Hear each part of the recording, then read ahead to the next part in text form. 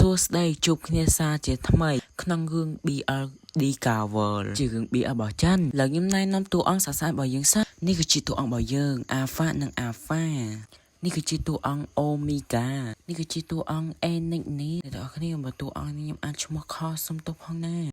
នេះគឺជាភូមិគ្រឹះមួយធំខ្លាំងមែនតើនេះគឺជាតួប្រុសរបស់យើងឈ្មោះហយ៉ងអ្នកគ្នាតួអង្គប្រុសយើងហយ៉ងមានអំណាចខ្លាំងមែនតើចូលដល់ក្នុងភ្លាមមានអ្នកលុតជង្គង់យកហ្មងនេះគឺជាតួអង្គអូមីហ្គាជាតួបឋមនេះគឺជាលេខារបស់ហយ៉ងតួអង្គអូមីហ្គារបស់យើងពិតជាមានភាពតេទៀងរបស់គេមែនថ្មីគេធំចំមកស្រួចយកហ្មងយយណាគេនឹងស្អាតម៉ែអាយ៉ាលើដល់វគ្គស្វេទេដៃនេះកាលហ្នឹងមានវីរុសចម្លែកមួយវីរុសហ្នឹងឆ្លងតាមការលំអងបរិយាកាសវាមានអាការៈដូចកូវីដអញ្ចឹងហើយក្រុមគូពេទ្យមួយក្រុមបានពិសោធន៍ជំងឺមួយនេះបានធ្វើឲ្យមនុស្សយើងបានចែកជាប្រុសហើយនិងស្រី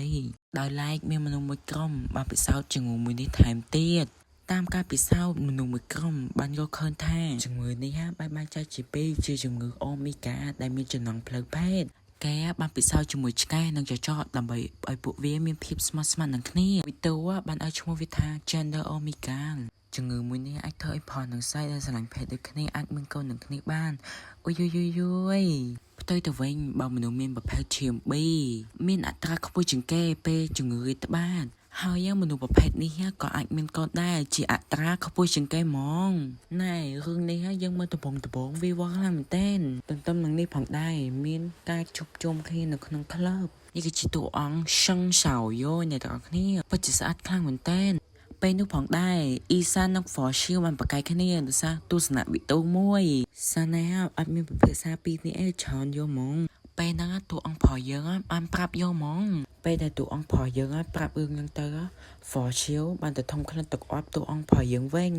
នៅពេលហ្នឹងផងដែរសោយោបានទៅមើលជំងឺប៉ារបស់គេដែលប៉ារបស់គេកាត់ជំងឺមហារីកតែជំងឺមួយនេះកាត់សាហាវខ្លាំងមែនទែនវាប៉ះពាល់ដល់ជីវិតតែគូពេទ្យអត់ហ៊ានវាកាត់ឲ្យទេហើយមិនយូរប្រហែលក៏ទៅចាញ់ជួបវ៉ាឡាំងហើយពេលទៅដល់ហ្នឹងក៏មានអ្នកទទួលផងដែរគឺឈ្មោះកៅស៊ូ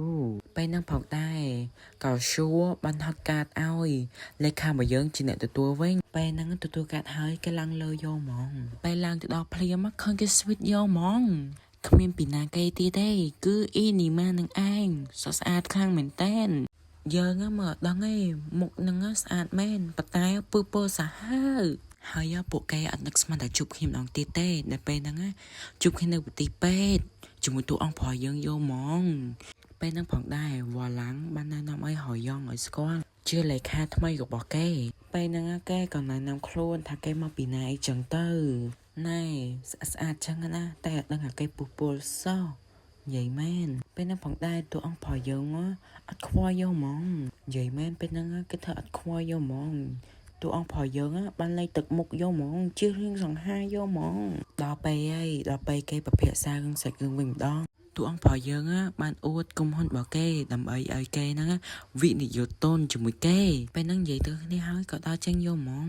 ចាញ់មកវិញលោកផោហយ៉ងបានឃើញតួអង្គស្រីយើងកំពុងតែឈរនិយាយទូរស័ព្ទពេលហ្នឹងផងដែរហយ៉ងបានទៅចង់និយាយជាមួយតួអង្គប្រុសយើងប៉ុន្តែតួអង្គប្រុសយើងឡើងឡានយកហ្មង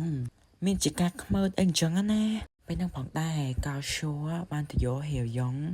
មកជិះឡានជាមួយពេលហ្នឹងគេមើលទៅជៀនរបស់គេពេលហ្នឹងគេមានរឿងអន់ចិត្តដែរពីព្រោះគេក៏លូតស្រឡាញ់ដែរប៉ុន្តែតួអង្គស្រីយើងអត់ចាប់អារម្មណ៍គេចាប់អារម្មណ៍តួអង្គប្រុសយើងវិញលើគេដល់ផ្ទះគេហើយអ្នកទាំងអស់គ្នាគេមានអាការៈហ៊ីពេលហ្នឹងថ្នាំគេក៏អស់គេក៏ជិញ្ជើញចូលទិញថ្នាំបដ ாய் ពេលហ្នឹងគេអស់កម្លាំងខ្លាំងមែនទែនពេលគេដល់ផ្ទះភ្លាមពេលហ្នឹងគេដល់ផ្ទះគេស្លាប់យកហ្មងបើចង់មើលភាគ2កុំភ្លេចតាមដានផងណា